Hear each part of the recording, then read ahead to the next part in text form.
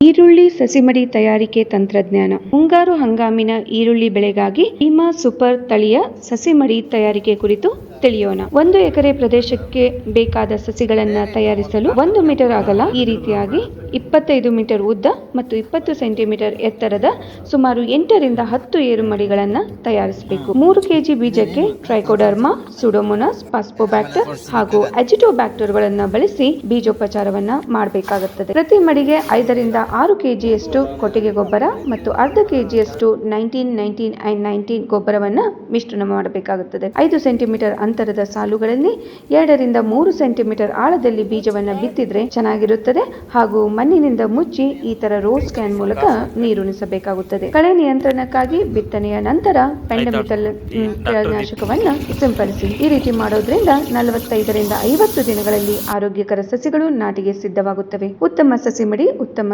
ಇಳುವರಿಗೆ ಮೊದಲ ಹೆಜ್ಜೆ.